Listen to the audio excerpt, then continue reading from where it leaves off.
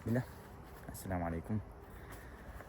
I'm glad to see you, my brother or sister, maybe. Қалайсыздар? Бұл видео келесі бір тақырыпқа арналады. Осыған дейін ортаны айттық және жалпы тіл сөйлеп кішкене дәлелдедім дегенше аздап болсын. Енді сізге бір не ғой? Мотивация деп айттық қой.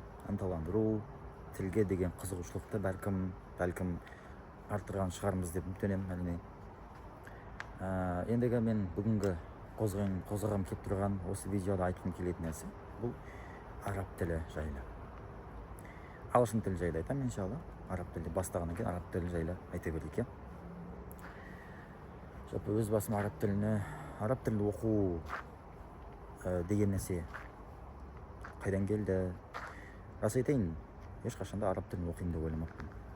Енді әрине мен дәл қазірде араб тілін мінсіз білем, кез келген кітапты шашып тастаймын, кез келген арабпен сөйлесіп тастаймын, жаңағыдай бәрін істей аламын деген сөз емес. Әрине өткен видеода айттық, тіл бұл тал бесіктен көр бесікке дейін ұзақ уақыттық процесс, ұзақ уақыттық әрекет. Бұл бітпеуі де мүмкін. Оның үстіне араб тілі болса, ол мүлде басқа мәселе. Араб тілінде бір 12 миллион сөз бар. Бұл тіл, бұл ғасырлар бойы келе жатқан үлкен бір әдеби тіл байлығы жағынан керемет үлкен тіл. Әрине тілдер бөліп жармаймыз. Өз ана тіліміз бар, қазақ тіліміз әрине. Бірақ араб тілінің орны бәрібір ерекше, әлем бойынша қарасаңыз. Алсайық. Енді айтайын деген не? Араб тілін оқимын деп ешқашан ойлаған жоқпын. Себебі бір кездер болды. Жай жүрген кездер, ағылшын бастамай тұрған кездер болды, ағылшын оқып жатқан кездер болды. Сол бір кезеңдерде жаңағы бір час уағыз тыңдайтынбыз. Жаңағы Номан Әлихан деген кісі бар, ютубтан іздесеңіз. Сол кісінің уағыздарын тыңдайтын. Орысша. Одан кейін ағылшын оқып бастағанда кішкене ағылшынша қосып істеп сондай бір кездер болды. Бірақ ешқашанда араб тілін оқимын деп ойламаған едім. Ол кісі жаңағы Құранды әдемілеп тұрып түсіндіреді ғой. Араб тілінде мынау сөз мынандай, Құранның аятын алады да, Құрандағы бір сүрені аятты алады да түсіндіреді осындай. Бұл сөзді арабтар негізі өздерінің тұрмыста осылай пайдаланған. Бұл мағынасы осындай деп тереңдетіп айтады да, яғни аяттардың мағынасын терең қылып айтады. Шынымен араб тілінің тіл байлығын шынымен көрсетеді. Шынымен үлкен екеніне көрсетіп алады да ол кісі. Басқа мәселе жағын айтпаймын біріне, бірақ нақты осыған қатысты айтайын, ол кісіге байланысты көрсете алады, айта алады. Және маған сол айтқан түсіндірген сөздер өте бір қиын, мына тілге ешқашан кірмеймін-ау деген ой болатын. Араб тілін мен оқымайтын шығармын деген ой болды. Бірақ әрине Алланың қалауы басқа, Алланың жоспары басқа. Бірақ тілге деген қызығушылық ашылып, жаңағы ағылшын оқып бастаған кезде, ағылшын алғашқы жылды, оқудың алғашқы жылының соңына таман әртүрлі ағылшын видеоларын көріп жатқан кезде бір қызықты бір видео шықты, айттым. Осыған дейін таныстыруда айтқан болатынмын. Полиглоттар жайлы. Бір полиглот кісі жайлы. Бір тілдерді бірінен соң бір тоқтамай сөйлейді. Сонда ананы көрдім де ойладым, мындай неге болмасқа деген сияқты. Керемет болып көрінді, өйткені шынымен андай қылып сөйлей алсаң бірнеше тіл, енді ол сол кезеңде ең керемет бір құбылыстардың бірі болып көрінді. Одан кейін ой келді, ағылшын оқып жатырмын, кішкене бір деңгейге жетіп қалдым аз болса да. Келесі екінші жыл келді. Ол кезде сонымен қатар жаңағы вирус болып, бәрі не болып, пандемия болып не істеді ғой. Сол жылдары араб тілін неге бастамасқа деген ой келді. Бір жағынан туыстарым болды, жаңағы бастасаш, көрсеңші деп араб тілі оқып алсаңшы деген сияқты керек қой өзіңе деп айтты. Бір жағынан жалпы мұсылман болғаннан кейін, намазда болғаннан кейін Алланың қалауымен араб тілін білу, намазда оқып жатқан нәрсені түсіну, көрдіңіздер ме? Рухани жағынан, яғни намазды түсіну, оқып жатқан кезде оны сезіне алу, Құран оқыған кезде оны түсіне алу, кітаптар оқу араб тілінде жаңағы ислами.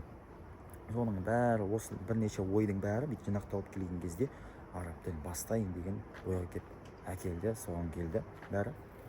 Сөйтіп Алланың қалауымен бастағанымыз бар енді. мен ойлаймын негізі араб тілін жалпы мынау айтады, қазіргі замандағы адамға ағылшын тілі керек дейді да. Ағылшын міндет, бұл заманның талабы деп айтсақ болады. Ал мұсылман адамға айтар едім, ағылшын мен араб тілі осы екі тіл. Негізі осыдан артық тіл біліп керек емес. Негізі тілдерді білгенсі бір жаңағы шемішкеше шағып дейді ғой, ондай керек емес. Негізі енді қазақша әрине болады, қазақша әрине болады, бірақ енді ең минимум дейікші, ең аз дегенде ағылшын мен араб тілін білсе болды. Ағылшын тілі дүниесі үшін, араб тілі сол ақыреті, жаңағы келесі өмірі үшін, руханияты үшін, иманы үшін десек болады. Сондай мәселе. Жалпы араб тілі солайша басталды, бастапқы деңгейлері жаңағы бастан салуға көмектесті, жақындарым болды. Ақырын бітіп басын көргеннен кейін, жүйесін көргеннен кейін, оның үстіне ағылшынша кішкене білгеннен кейін, әрине басқа тіл оңайырақ. Бұл да бір кішкене бөлек тақырып әрине. Бұл да бір үлкен тақырып. Ағылшын білсеңіз, басқа тілді оқу өте емес шығар, бірақ оңайырақ. Өйткені сіз тіл деген нәрсенің жалпы құрылымын, қалай болады, грамматикада қалай жүреді ол деген сияқты түсініп аласыз да. Өйткені ағылшын тілін сіз жүйемен оқыдыңыз ғой. Сол сияқты грамматиканы түсінген кезде, басқа тілді оқыған кезде де сіз түсінесіз.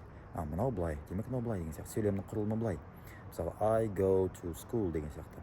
Мен барамын, мен барамын to school, мектепке деген сияқты. Сол сияқты, ана азхабу илал мадраса деген сияқты. Ана азхабу демек мен барамын деген сияқты. Әйтеуір бір ұқсастар болады, жүйе болады да миыңызда. Сол үшін жалпы тіл білетін, тіл үйренген адамның ойлау жүйесі кішкене басқашалау болады сонда да. Осындай бір ерекшелік бар. Бұл әрине өз кезегінде әлемді тану деп айтайын ба, әлемге деген көзқарасыңыз, дүниеге деген көзқарасыңыз өзгеше болады, кішкене ойлау жүйеңіз өзгеше болады, жаңағы ой сананың кеңеюі деп айтамыз, басқаша ойлай бастайды деген сияқты сондай мәселелер бар енді. Бұл жоққа шығара алмаймыз. Осындай нәрсе. Және де араб тілін жалпы оқу барысында негізі YouTube қой сол. Көбінесе өзімнің ортам YouTube болды. Ол кезде енді табу қиын, адам жаңағы практика жасайын деген адам табу қиын. Жаңағы туыстарымыз болды, бірақ ол кісілермен енді жиі сөйлесе алмайсың. Анда-санда бір болады. Бірақ көбінесе сол YouTube, ағылшынша жазасыз, Arabic easy деп. Соның не шығады, соны көресіз де видеодан. Өз кезегінде жақсы видеолар табылады. Жақсы бір адамдар болады YouTube'да, сабақтар салады. Ең пайдалы тұсы негізі айтайын, жалпы тіл оқуға қатысты. Phrases дейді ғой, жеке тіркестер. Ағылшын болсын, араб тілі болсын, түрік тілі болсын, қытай тілі болсын, жеке андай сөз тіркестері болады, қысқа. Соларды бірінші кезекте оқып, қайта тыңдап, соны қайталасаңыз, соны кішкене меңгергеннен кейін тілде де ақырын жүйесін, жалпы логикасын түсіне бастайсыз. Математика, тіл деген ол 90%, тіл деген ол 90% психология, 10% математика деген сияқты. Бұл да осындай мәселе екен. Жалпы араб тілі жайлы осы сияқты білетініміз, азды көпті. Жалпы өзіміздің оқиғамызды, хикаямызды айттық. Қалай бастадық, қалай оқыдық, қандай мәселелер бар ол жерде. Жалпы айтып өткен сияқтымын. Егер сұрақтар болса, енді видеомда мүмкіндікше қысқарақ жасау тырысамын әрине. Егер ұзағырақ керек болса, онда айтыңыз, пікірге жазыңыз, ұзағырақ толықтырып, әр өтір нүктесіне дейін тоқталып айт десеңіз, айтамыз. Сұрақтар болса, егерде. Ассаламу алейкум. Мына ара ғой. Жақсы, кетіп қалды. Сондай. Сіз тиіспесеңіз де кетіспейді да бұл да. Жақсы, бұл да бар Алланың арабша айтқанда мақұлықы ғой. Жаратқан нәрсесі де. Жақсы, демек осы. Түсінікті болды деп үміттенемін. Егер сұрағыңыз болса, жаңа айтқандай пікір лүпілдетіңіз, тіркеліңіз, жіберіңіз достарыңызға. Егер тіл оқуға қызығып жүрген адам болса, араб тілін бастай алмай жүрген адам болса, бұл Құранның тілі, айтпақшы ғой, неге айтпадым мұны, неге айтпадым. Құранның тілі ең бірінші кезекте, ол енді одан да үлкен бір тақырып. Құранды түсіну үшін бірінші кезекте. Негізі ең бірінші айтатын нәрсе еді ғой осы. араб тілі ол құранның тілі. Араб тілін оқысаңыз тек қана бір сөйлеу үшін емес, бірінші кезекте сол құранды түсіну үшін, намазыңды түсіну үшін оқыңыз, иншалла. Дүниеде де ақыретте де сауап аласыз сол үшін. Осы мәселе. Ал енді араб тілін білгеннен кейін құранды түсіну, оның тәпсіріне, намазда тұрған кезде ол имамның оқып жатқан құранын түсініп тұру, ол жаңа намазда тұрған кезде, ол енді мүлде бөлек әлем, мүлде бөлек әңгіме. Керемет сезім сізге де нәсіп етсін деймін енді. Әмин. Осы нәрсе. Ол онда аяқтайын. Әйтпесе бүгін бітпейтін видео. Пікір лүпілдетіңіз, тіркеліңіз. Кеттім. Ассаламу алейкум.